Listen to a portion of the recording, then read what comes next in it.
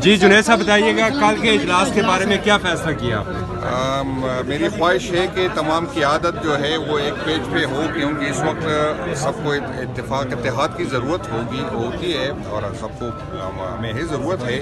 لیکن میں یہی بات پوچھنے کی کوشش کروں گا، اور یہ کہ جن بندے پہ 70% لوگوں کا اعتماد ہے، ایسے بندے کو ہم نے اس سے دور رکھا، تو میرا نہیں خیال کہ ہم اپنے مقصد میں کامیاب ہوں گے. اور میں یہی پوچھنے کی کوشش کروں گا کہ یہاں پر اس طرح کی ان کیمرہ بریفنگ پہلے ہی ہوئی تھی، جس میں ہمیں یہی بتایا گیا تھا کہ طالبان کو یہاں لے کے آ کے آباد کر لیتے ہیں. تو اسی میں بھی جو کل حضرات آ رہے ہیں تو اسی فیصلے میں بھی وہ شریک تھے.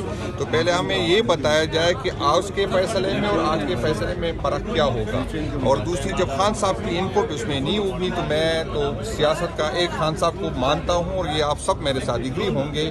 باقی 0-0-0 جتنے بھی اکٹھے ہوں گے کوئی حل نہیں ہوگا. اگر اس کی قیمت ریلیو بنے گی تو عمران خان کے ایک سے بنے گی، چاہے 100 ہو، چاہے 1000 ہو، چاہے 10,000 ہو. چاہے ملاقات آپ کو نہیں کرنے دی جا رہی ہے. میں حالات بہت خراب ہے. آپریشن خندق کا اعلان جو ہے TTP نے کر دیا ہے. آئے روز پولیس جو ہے وہ ٹھکانوں پہ حملے ہو رہے ہیں، FC پہ حملے ہو رہے ہیں. اس کے باوجود جو ہے وہ کل کی میٹنگ ہے، لیکن آپ اس کے سیکورٹی جو کنسرن ہے وہ سامنے نہیں رکھیں گے کہ صبح کی میں سیکورٹی سخت کنسرن ہے؟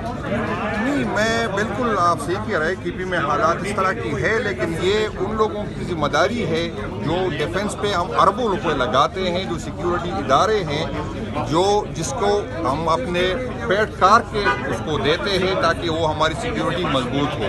لیکن بدقسمتی یہ ہے کہ یہاں پر سیکیورٹی ادارے جو ہیں اس میں پارٹی بنانے، پارٹی گرانے میں، ہمدردیاں بنانے، ہمدردیاں گرانے میں لگتے ہیں. PTI کے ورکر کی پیچھے لگی ہوئی ہے. تو یہ اگر اپنی ذمہ داری پوری کرے تو میرا خیال ہے بہت سے کافی فرق پڑے گا اس کا. اور جو میں آپ کو بتا دوں کہ کوئی آپریشن عوام کی سپورٹ کے بغیر کامیاب نہیں ہوگا.